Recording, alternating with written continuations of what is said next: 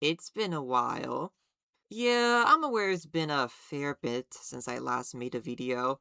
I've wanted to do more in the past few months, but you know, life happens. But I'm back, and with Tron on the brain.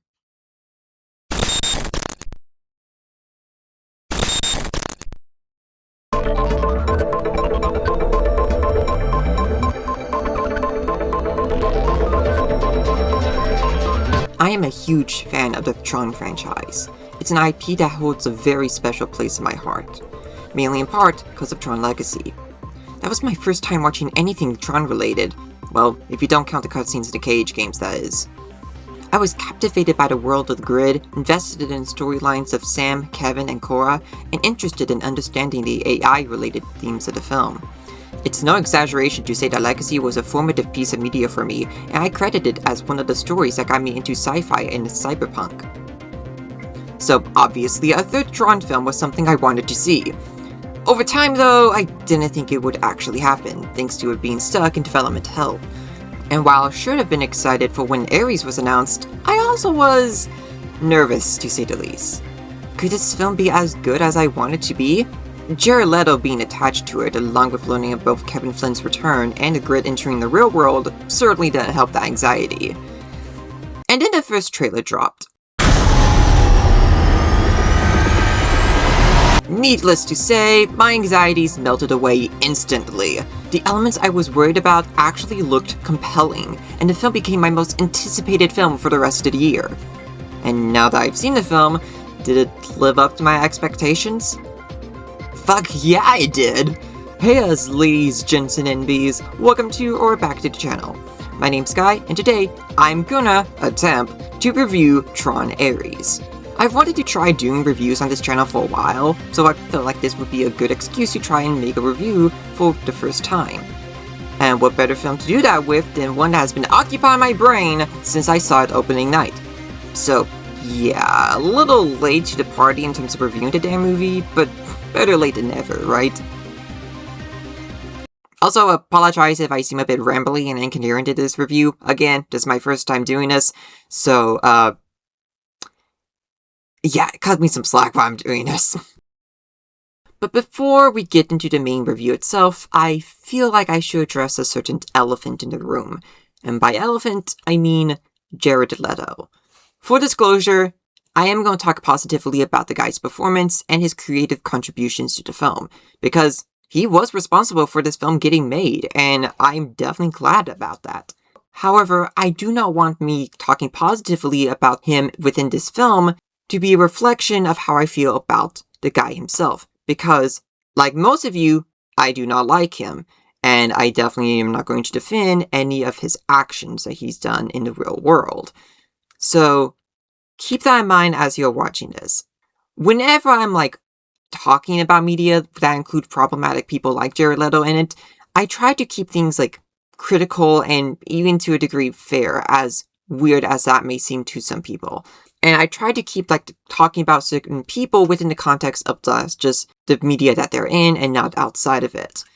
So, I just felt like I had to say all that, just because you can't talk about this film without talking about Jared Leto. So, don't worry, I just want to stress, I do not like the guy either. I just want to make sure people don't get the wrong idea whenever I'm praising the guy's, contributions in this film.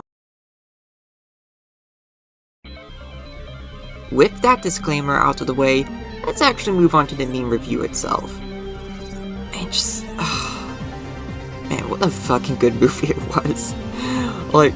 Genuinely, one of the best films I've seen this year.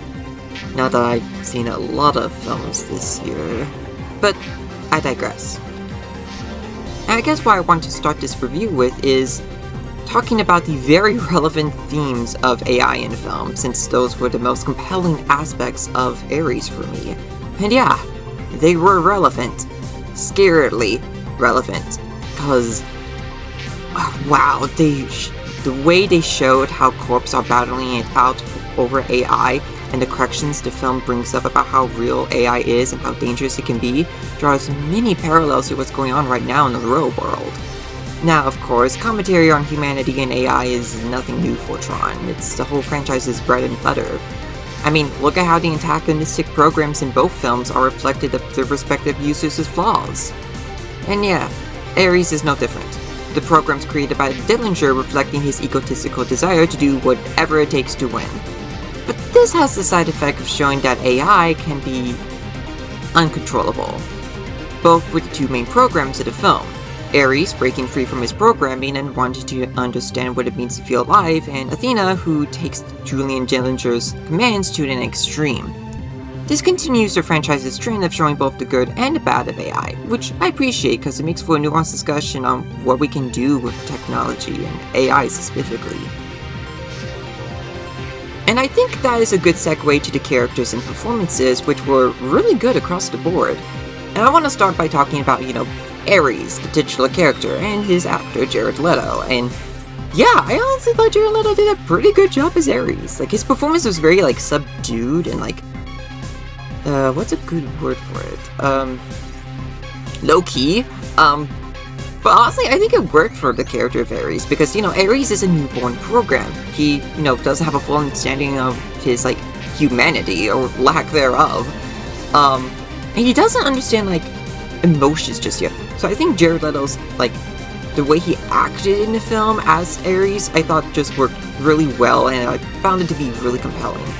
And I particularly really liked his interactions with Greta Lee's Eve. I really loved their dynamic in the film, and it definitely is a great representation of, how, AI can be influenced by good people, and how, in turn, they can make the AI appear pretty, good as well, because, Ares feels sympathy for Eve and her struggles and what she's gone through in her life, with the death of her sister, and that makes Ares curious about what it means to feel that kind of emotion and just wanting to understand humans and how they live life and why they keep going and just how they get through the hard times. And just again, I found that dynamic just really, really compelling. And I'm also glad they kept it platonic. I was definitely a bit worried that they were probably going to go romantic, but no, they kept it platonic.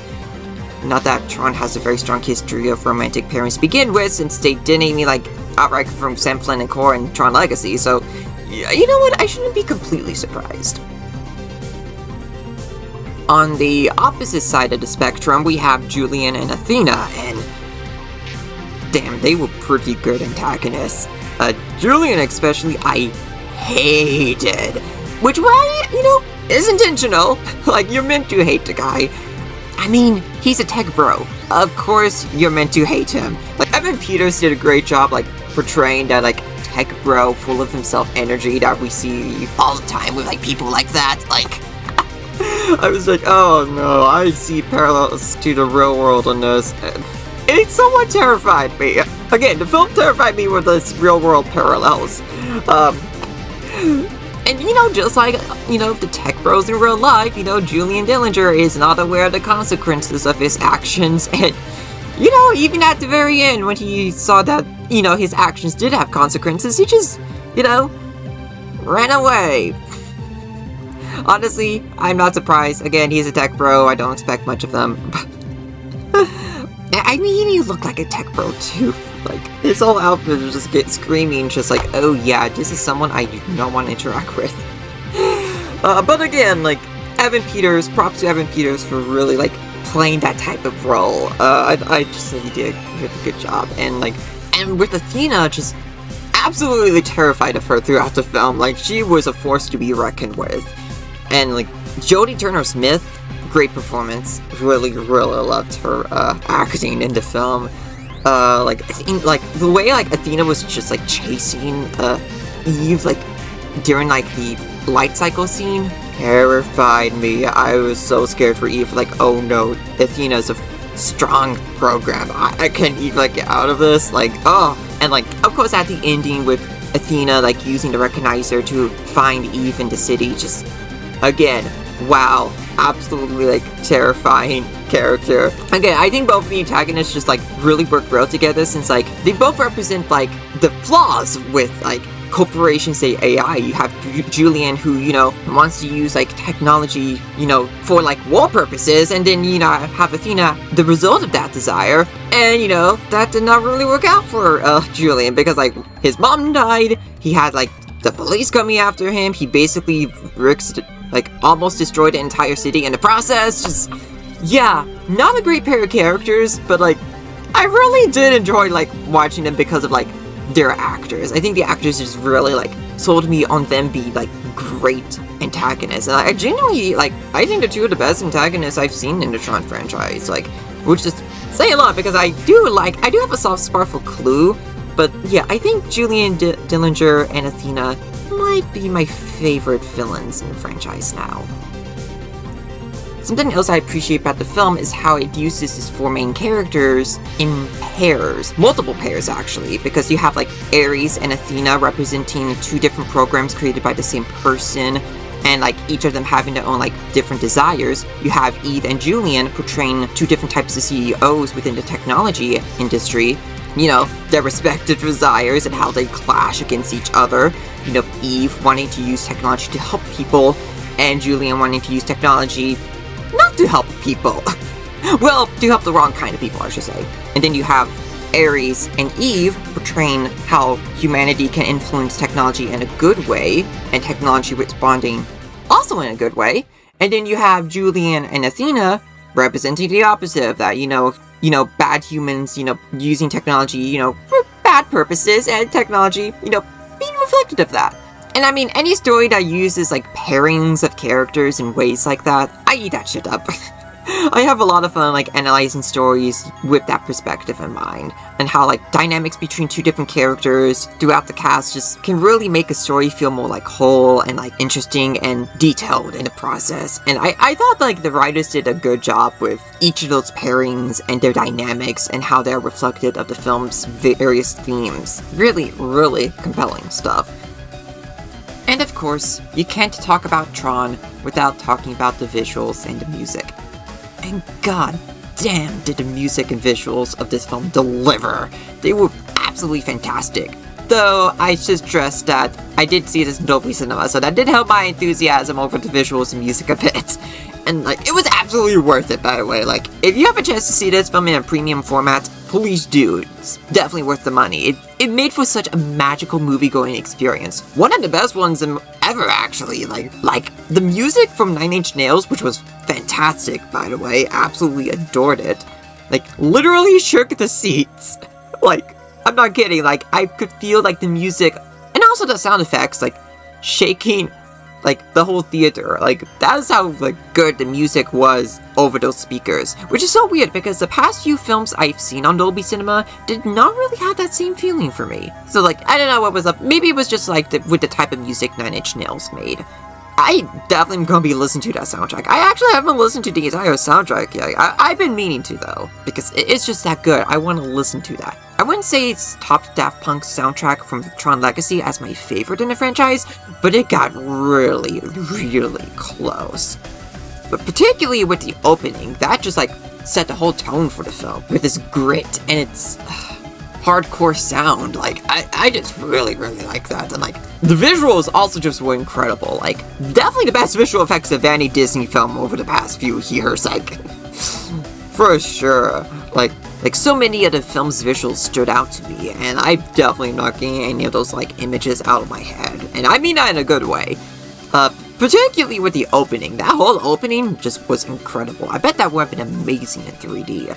But yeah, and I also appreciate that this film didn't feel like, the previous two Tron films, because while I certainly was viewing this as, like, a legacy sequel, I'm glad it didn't feel like a legacy sequel. It felt like its own thing. It had its own, like, tone and feel and vibe, and the music and visuals played a huge part in that, and I definitely appreciate the direction that they took this film in, and I definitely appreciate, like, how different they wanted this film to feel, and I think they knocked it out of the park. Like, absolutely incredible. I can't stop I can't stop thinking about, like, how the presentation of this film, like, truly incredible. And again, definitely the best looking film, like, Disney has put out in recent memory, because, like, yeah, most of the films over the past few years, both animated and live action, haven't looked that great. But Ares looks fantastic. I want more films like this, Disney. Like give me more films that actually look distinct from like other films, please.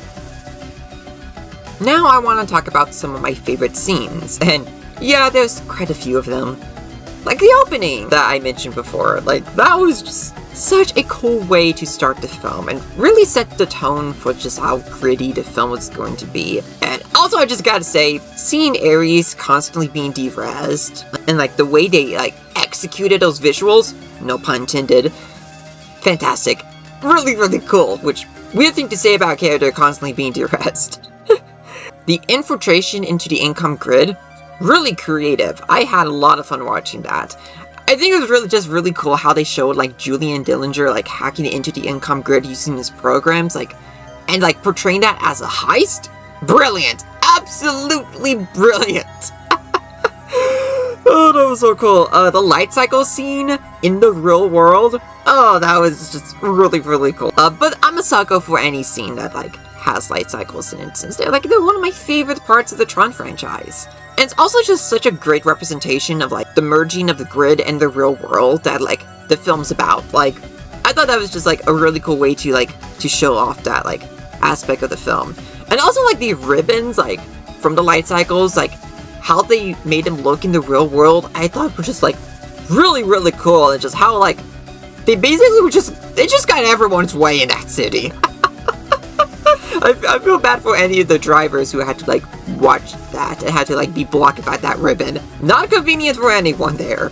The escape from the Dillinger grid with Ares and Eve also was really cool, although I did have a tough time like hearing most of their conversation because like the music and sound effects was just like so loud.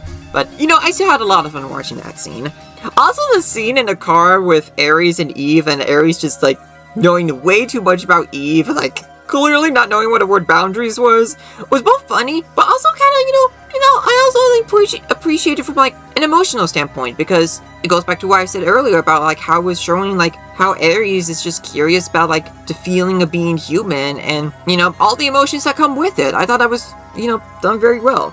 Julian's mom being killed by Athena shook me, because like we've never seen the program kill another human in the Tron franchise, so that was a first, so that definitely left quite an impression on me. And speaking of Athena, just her using the recognizer and invading the city, searching for Eve, really, really cool. We've seen most of it in marketing, unfortunately, so like, there was really nothing new in that whole like section, but like, it was still cool nonetheless. Like, I still had a lot of fun like watching that whole scene. And at the very least, there was still like some fight choreography that they didn't show off, which I appreciate. Like, I thought that was cool. That was some really cool choreography. And then we have like the OG grid scenes, which I thought were really cool, despite the fact that I'm not a huge fan of the original Tron. Yeah, I know, sacrilegious, but like, yeah, it's just not my kind of film. Like, I just never really like enjoyed it as much as I did Legacy, but I appreciate the film. Like, you kind of have to. Like, I'm a Tron fan. Of course, you have to appreciate the original film, and I do appreciate like how like true to the original film like the OG grid scenes were. Like, the visual effects, like, absolutely incredible. Like, I cannot believe how well they recreated the visual effects from the OG Tron. Even down to having a grainy filter, like, in those scenes. That was really cool. And, like, we gotta talk about Kevin Flynn, too, while we're talking about the OG Grid. And, yeah, I actually was very pleased with how they brought back Jeff Bridges as Kevin Flynn. Because the way they justified it is that it wasn't Kevin Flynn himself, but rather a reflection of, like, who Ares, like, viewed Kevin Flynn as. And yeah, that makes a lot of sense. Like, being a newborn program and like having like a great reverence for Kevin Flynn, like based on what he knows about the guy, like it makes a lot of sense that he views him as this like godlike figure. And not a hippie.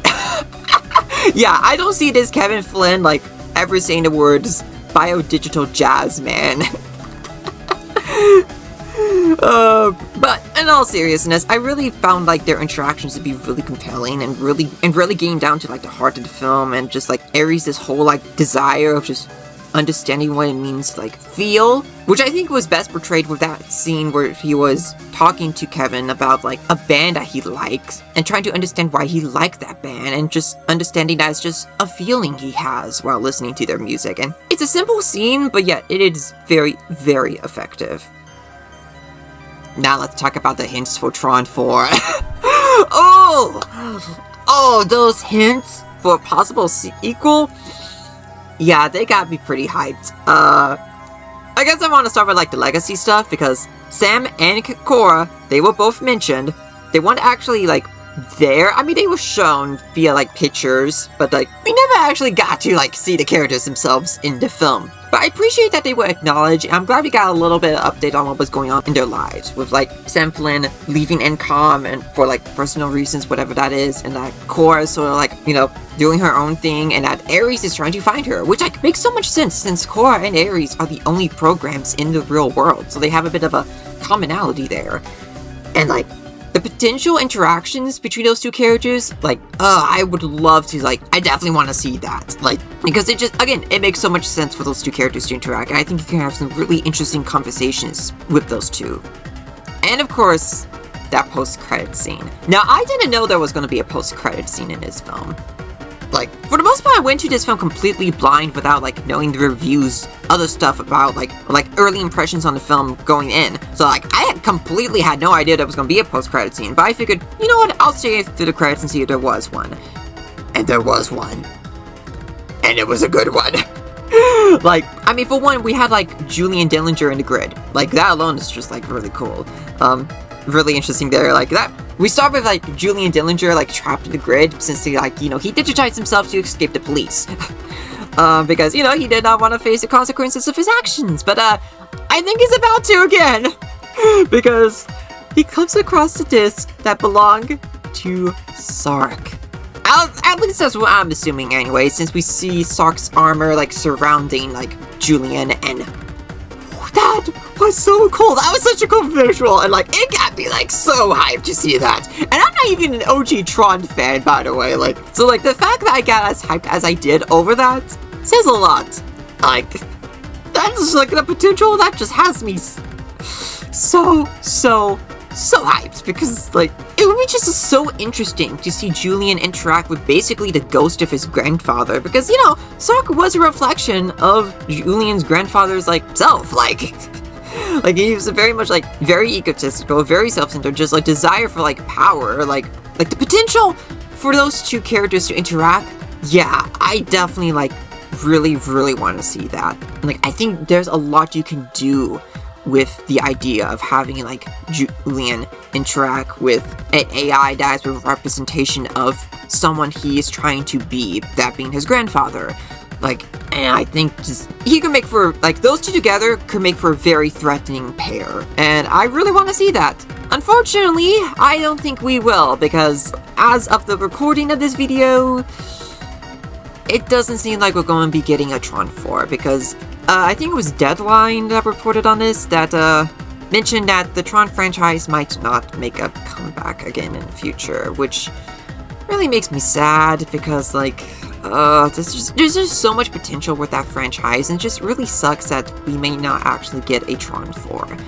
Which is a real shame, because, like, I really want this film to succeed, because Ares is just, I feel like it's such a refreshing film in this era of, like, Disney films, and even blockbusters in general. It feels so, like, unique and original and, like, experimental and exciting, like, compared to a lot of other stuff we're getting from, like, blockbusters nowadays, especially from Disney, that it's a real shame people aren't, like, going to the theaters to see that. I guess I probably should have expected it too, just from it being a Tron film, because Tron is still a very niche IP, like, not everyone knows, like, what Tron is, like, even with the theme park attraction, like, yeah, I guess I should have expected that. It's a real shame, because I have such a strong love for this franchise, and I wanted to succeed, but, yeah, it's a real shame. This is exactly how I felt while watching Tron Uprising, because, like, I got so mad that show did not get a second season. Great show, by the way, if you haven't watched it, but, yeah, it's like, I wish that these stories could actually get continuations, because there is so much potential in them, but, man, hard being a Tron fan. Now let's talk about Kingdom Hearts. Yeah, I know. Someone who has made, like, several Kingdom Hearts videos already talking about Kingdom Hearts in this video. Big surprise.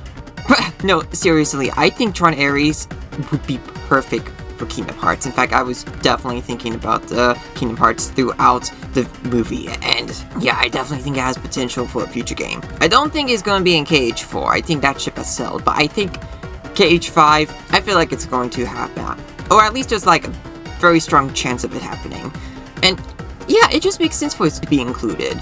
Because both stories have very similar themes about characters, like talking about what is real, what isn't to them, whether they are real, what it means to, like, feel, like, very nobody coded, I should say. And it also reminds me of the interview that Nomura gave back in 2022, where he was talking about how KH4 is going to focus on different perspectives on what a person considers to be real and fictional, which again, fits Tron Ares very well, despite the fact that I don't think Ares is going to make it into KH4. And I think there's a path forward for Ares when it comes to, like, how it could be integrated into a future story. Like, you could just do a loose retelling of the film, but just replace Eve with Sora, Dillinger with the Lost Masters, and the Permanence Code with the Child of Destiny powers, if, you know, Sora actually does have the Child of Destiny powers, which I do think he does. Kind of. Watch this video if you want to learn more about my thoughts on that.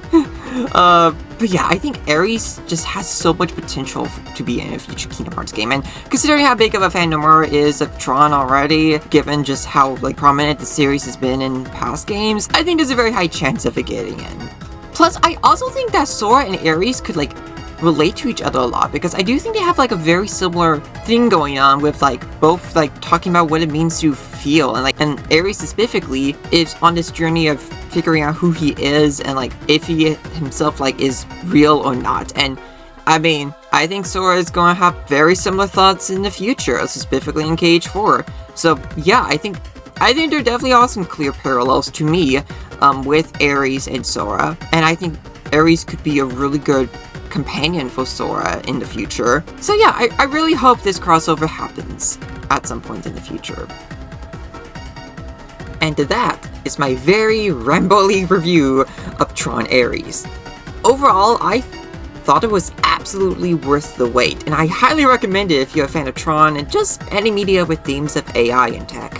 And while the film doesn't do anything new with talking about those themes, it still got me thinking, and I think that alone is enough.